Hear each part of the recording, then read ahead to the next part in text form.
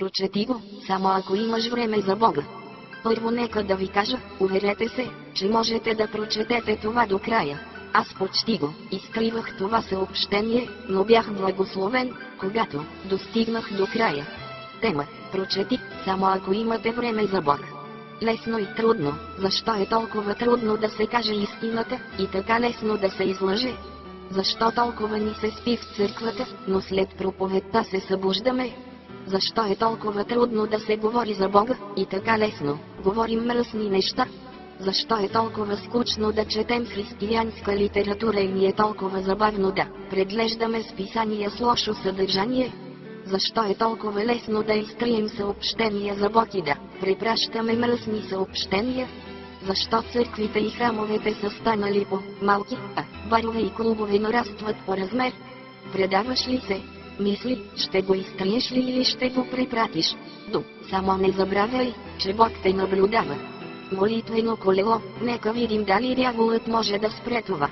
Значението на молитвеното колело е, когато получите това съобщение, да се молите за човека, който ви го е изпратил. Това е всичко, което трябва да направиш. Няма прикачени файлове и тъна, това е много мощно. Ще те помоля, не спирай това колело. От всички възможни подаръци молитвата е най-добрата. Тя не струва нищо и носи прекрасни награди. Нека Бог да ви благослови и да ви пази. Ако това не успее трогне човек, нищо няма. Това послание е истинно. Надявам се, че ще бъдете благословени, като мен, след като прочетете следната история. И все пак аз се чудя колко много хора изтриват това съобщение само като прочетат заглавието. Един ден Сатана и Исус разговаряха. Сатана беше се върнал от Едемската градина и се смееше с пренебрежение, казвайки: да, Господи, току-що се преумножиха моите последователи там на земята, устроих им капан, използвах страх, на която не могат да устоят, всички се хванаха. Какво ще правиш с тях? Попита Исус. О, аз ще се забавлявам с тях, отговори Сатана.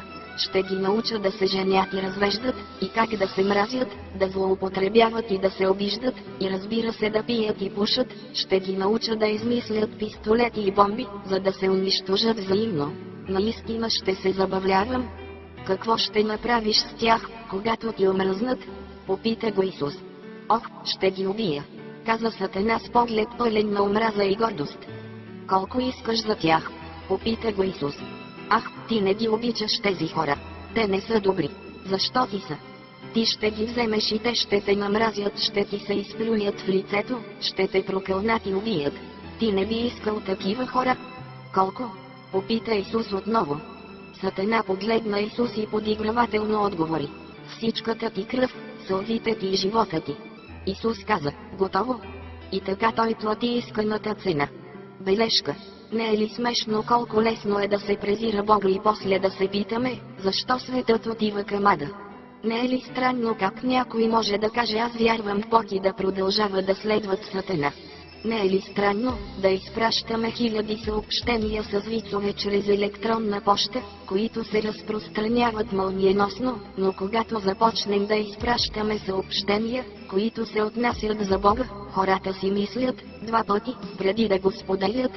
Не е ли странно, че когато дойде време да препратиш това съобщение, няма да имаш смелостта да го изпратиш на всички абонати от твоя списък, защото не си сигурен в това, което ще помислят хората за теб? Не е ли смешно, че хората се тревожат повече за това, което другите мислят за тях, отколкото какво Бог мисли за тях?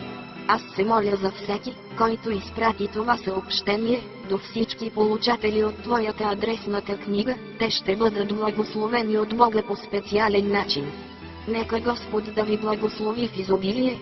Аз изпращам това съобщение, защото аз не се срамувам от Христос и искам всички да знаят, че аз обичам с цялото си сърце онзи, който умря за мен на кръста. Ти ще се посрамиш ли от Христос?